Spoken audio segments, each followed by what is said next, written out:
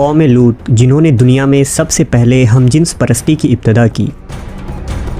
कौम लूत की तरफ शैतान ने किस औरत को भेजा था? उस औरत ने ऐसा क्या किया जिससे कौम लूत की औरतें भी एक नए गुनाह में मुब्तला हो गईं? लाकीस कौन थी और उसने कौम लूत की औरतों को क्या सिखाया था?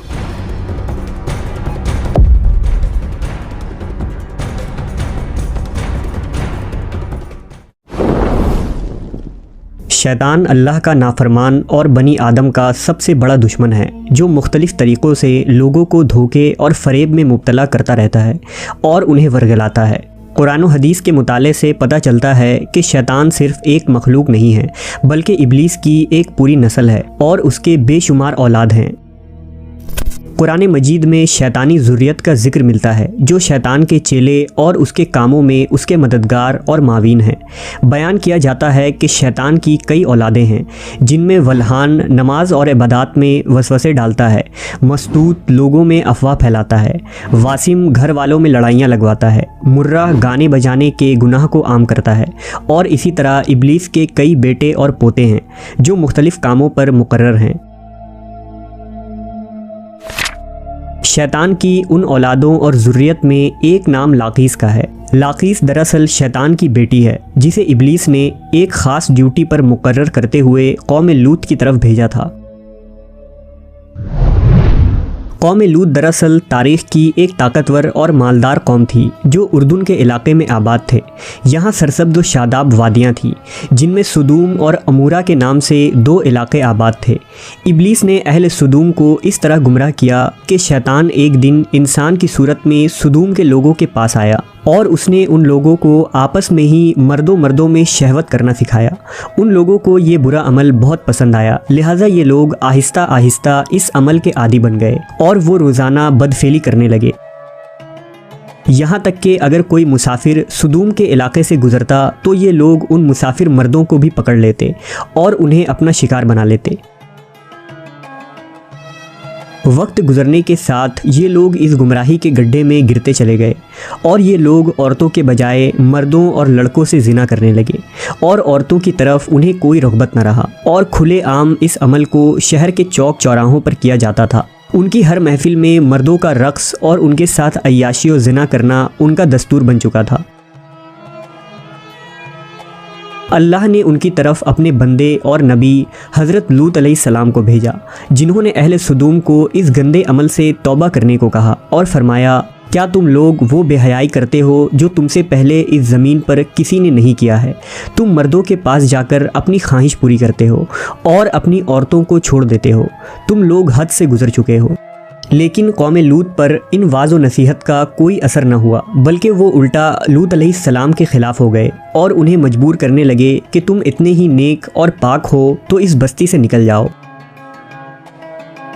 अहले सुदूम का मर्दों से जिना करना और बदफेली सिर्फ़ एक गुनाह ही नहीं था, बल्कि इस अमल से वो खुदा के बनाए हुए ख़ानदानी निज़ाम को तबाह बर्बाद कर रहे थे और ऐसे संगीन जुर्म की इब्तदा कर चुके थे जिससे अफ़ज़ाइश नस्ल का पूरा कुदरती निज़ाम बर्बाद हो रहा था। बहरहाल जब कौम लूत के मर्दों ने अपनी औरतों से क़ुर्बत करना और उनसे अपनी ख्वाहिश पूरी करना छोड़ दिया तो इब्लीस के लिए ये एक सुनहरा मौका था कि वो इस कौम में एक और नए गुनाह की इब्तिदा करे। लिहाजा इब्लीस लईन ने अपनी बेटी, जिसका नाम लाकीस था, उसे अहले सुदूम की तरफ भेजा। लाकीस जिन्नात और शयातीन में सबसे ज़्यादा हसीन व जमील और ख़ूबसूरत थी। इब्लीस ने उसे हुक्म दिया कि वो एक खूबसूरत औरत की शक्ल इख्तियार करे और कौम लूत की उन औरतों के पास जाए और उन्हें हमजिन्स परस्ती का तरीका सिखाए जिन्हें उनके मर्दों ने छोड़ दिया है। लिहाजा लाकीस एक खूबसूरत औरत की सूरत में उन औरतों के पास आई और उनके पास आकर कहने लगी, मैं तबाह बर्बाद हो गई कि मेरा शौहर मुझे छोड़कर एक नौजवान मर्द के साथ बदफेली करता है। लिहाजा अब मेरी जवानी और मेरा हुस्न सब कुछ तबाह बर्बाद हो गया और सब यूं ही रायगा चला जाएगा। ये सुनकर कौम लूत की देगर औरतें भी वावेला करने लगी और अपने शौहरों को बुरा भला कहने लगी। फिर लाकीस ने उन औरतों से कहा, हम भी उन मर्दों से बेनियाज हो जाएंगे और उनकी तरफ रुग़बत ना करेंगे जिस तरह से वो हमसे बेनियाज हो चुके हैं। हम सबको उन मर्दों की कोई ज़रूरत नहीं, हम अपनी ख्वाहिशात को आपस में ही पूरा कर सकते हैं। इस पर उन औरतों ने लाकीस से पूछा कि वो कैसे। लिहाजा लाकीस कौम लूत की एक रईस और ख़ूबसूरत औरत के पास आई और उसके साथ बदफेली की और उन औरतों को औरतों से हमजिन्स परस्ती का शैतानी तरीका सिखाया। उस रईस औरत को ये अमल बहुत पसंद आया, लिहाजा वो औरत सुदूम और उमूरा के दूसरी औरतों के पास गई और उन सब को भी इस तरह करने को कहा और औरतों के दरमियान हमजिन्स परस्ती के इस तरीके का आगाज़ हुआ। जब उन मर्दों ने देखा कि औरतें औरतों के साथ ही अपनी शहवत को पूरी कर रही हैं, तो उन मर्दों ने अपनी औरतों को इस बदफेली से मना नहीं किया। वो खुद भी हमजिन्स परस्ती के गुनाह में मुलव्विस रहे और अपनी औरतों को भी इस गुनाह में शरीक करते रहे।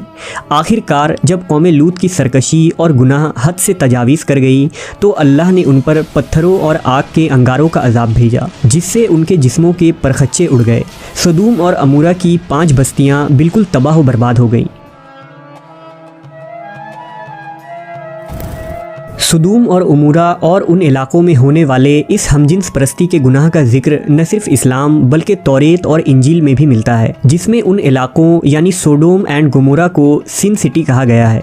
इसके अलावा अक्कादी सहीफ़ों और कदीम यूनान की तारीख़ी रिकॉर्ड्स में भी सुदूम के गुनहगार शहर का जिक्र मिलता है, जिसके मुताबिक सुदूम और उमूरा तारीख़ इंसानियत के वो पहले इलाक़े थे जहाँ से हमजिन्स परस्ती यानी होमोसेक्सुअलिटी का आगाज़ हुआ था। और इब्लीस की बेटी लाकीस ने बाद में इस घिनौने गुनाह में मज़ीद इजाफा करते हुए वहाँ की औरतों को भी हमजिन्स परस्त बना दिया, जिसे जदीद दौर में लेस्बियन कम्युनिटी का नाम दिया जाता है।